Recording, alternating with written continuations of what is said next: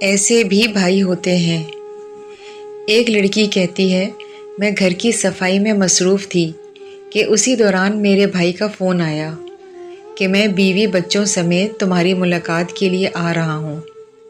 کہتی ہے کہ میں باورچی خانہ چلی گئی تاکہ ان کے لیے جلدی میں کچھ تیار کر سکوں، پر گھر میں صرف 2-3 آم ہی پڑے تھے۔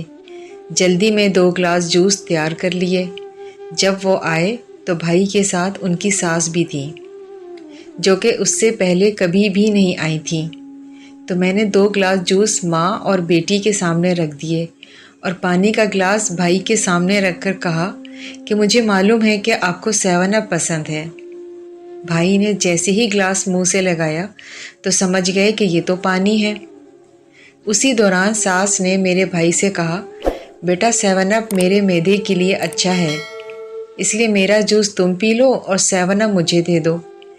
یہاں پر میرے اوسان خطا ہوئے۔ سخت شرمندگی ہوئی کہ میری چالاکی رسوا ہو جائے گی، پر اللہ میرے بھائی کو سلامت رکھے۔ بھائی نے اپنی ساس سے کہا، اس گلاس سے تو میں کافی 7 اپ پی لیا ہے، آپ کے لیے میں فریج سے بوتل لاتا ہوں۔ انہوں نے گلاس لیا اور جلدی سے باہر نکلے۔ تھوڑی دیر بعد ہم نے گلاس ٹوٹنے کی آواز سنی۔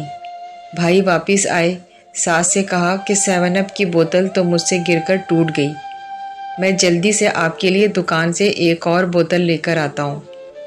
ساس نے سختی سے انکار کیا کہ چلو یہ میرے نصیب میں نہیں تھا۔ جب وہ رخصت ہونے لگے تو بھائی پیچھے رہے۔ خدا حافظ کہا، مسافہ کے لیے ہاتھ بڑھایا اور اسی دوران میرے ہاتھ میں پیسے بھی تھما دیے اور مسکرا کر بولے، میری پیاری بہن، کچن میں گرے ہوئے 7 اپ کی جگہ کو دھو ڈالنا۔